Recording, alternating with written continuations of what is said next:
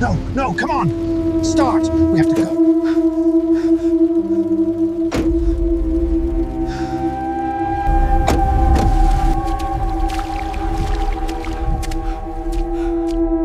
You should have come in.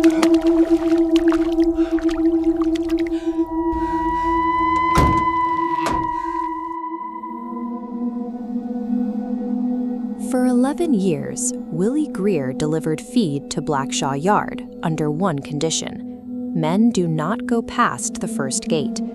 But at 5:12 a.m. on a March morning, the forbidden inner gate stands open. In the pale stable light, Willie sees a woman calling his name. She has the hip tilt and the voice of his wife, Mary, a woman who has been dead for 8 months.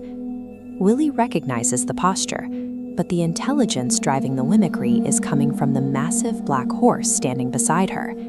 Its breath rises in white ropes, and its eyes are flecked with the exact green-blue of the woman Willie buried. This diagram maps the psychological bait system at work.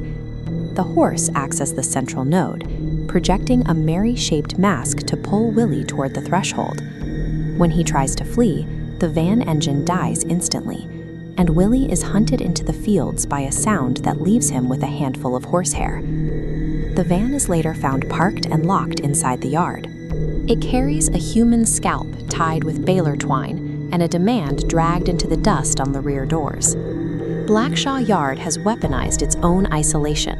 It is reaching past its gates, using the memory of the dead to force a specific bloodline back to the property. Andrew Calder recovers stolen horses.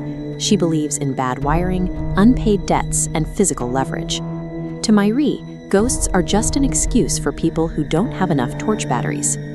That pragmatism is tested by a voicemail from her Aunt Morven, sent hours after Morven was found trampled to death in a Blackshaw stall.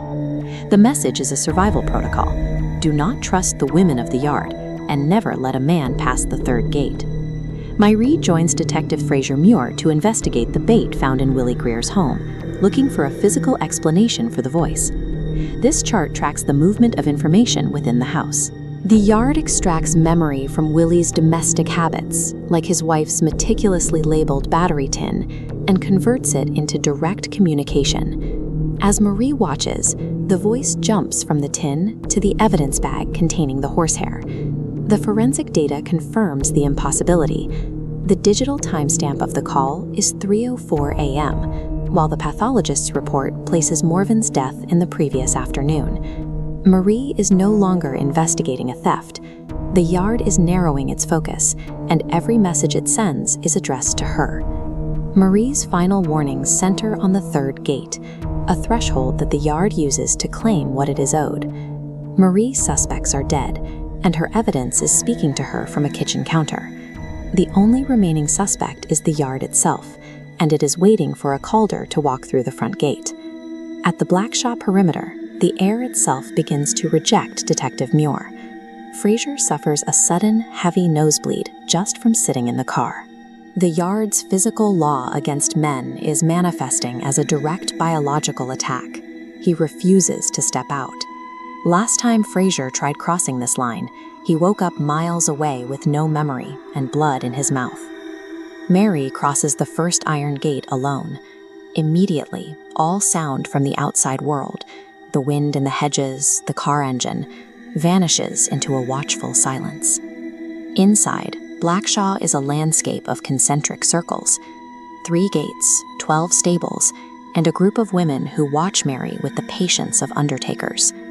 Every stable door in the yard opens simultaneously, without a hand touching them. 12 horses step forward, focusing their attention on Mary. This is grief. She is 17 hands of muscle and scar tissue, stepping into the light to confront the woman the yard demanded. But the expected violent charge never comes. Instead of charging, the mare performs a slow, ritualistic bow. The women of the yard back away, crossing themselves in horror. They recognize that the horse isn't just standing down, it is acknowledging a superior. The violent threshold has become an invitation. Grief has identified Mary Calder as the new authority, signaling the start of a ritual